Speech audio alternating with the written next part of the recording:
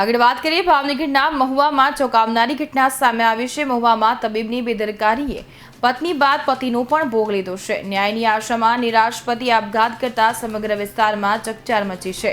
મહુવાના નઈપ ગામમાં આવેલ હોસ્પિટલના તબીબની બેદરકારીએ મહિલાનો જીવ લીધો છે। નઈપ ગામની મહિલાને ગાયનેક પ્રોબ્લેમ હોવાથી ખાનગી હોસ્પિટલમાં ચેકઅપ માટે ગઈ હતી, જ્યાં મહિલાની તપાસ કરી રહેલ તબીબે મહિલાને હોસ્પિટલમાં દાખલ થવા કહ્યું, પરંતુ સારવાર દરમિયાન મહિલાનું મોત થતાં પતિએ તબીબ પર બેદરકારીનો ગંભીર આરોપ લગાવ્યો છે। મહિલા દર્દીના પતિ દ્વારા હોસ્પિટલના તબીબ વિરુદ્ધ ફરિયાદ કરી, જોકે પોલીસનું ઢીલું વલણ જોઈને વ્યક્તિ પણ નિરાશ થયો છે।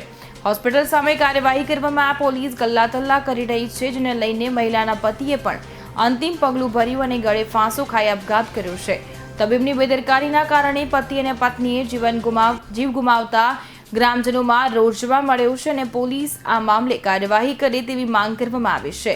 હાલ સમગ્ર મામલે પોલીસે વધુ તપાસ હાથ ધરી છે। બનાવ એના કરનારને સદભાવના હોસ્પિટલમાં કોથળી સાફ કરવા માટે લઈ ગયેલા હતા અને ત્યાંથી એવું કીધું કે ખાટલો બેડ આપી દીધો કોથળી સાફ કરી, અને પછી ડૉક્ટરે એવું કીધું કે આને 10-15 મિનિટ પછી જગાડજો, અને એ 10-15 મિનિટ પછી જગાડવા ગયા પણ કોઈ જાગ્યા નહીં।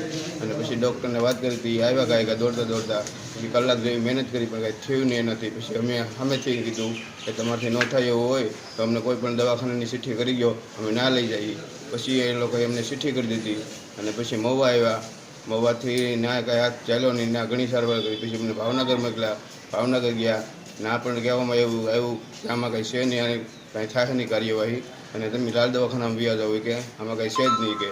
પછી અમે લાલ દવાખાને ગયા, ના પછી દિવસના 11:55 આત્મા જતો રહ્યો, ના પણ નાચ પાડી હતી આમાં કંઈ થઈ એવું શક્યતા નથી કે। પછી અમે પીએમ કરાવવા ગયા હતા, અને પીએમ કરાવીને અમે પછી બીજા દિવસે સવારે લાશ લઈને ઘરે આવ્યા। પછી 4-5 અમને થઈ ગયા છતાં એની કાંઈ કોઈ કાર્યવાહી આગળ ચાલતી નહોતી। એ પછી અમે ગામ લોકોને ભેગા કરી અને શિવાજી ચોક પોલીસ સ્ટેશન સામે ફરિયાદ નોંધાવવા ગયા। કાયમી કે એમને પૂછતો સાંજે કે મારા પત્નીને ન્યાય મળશે।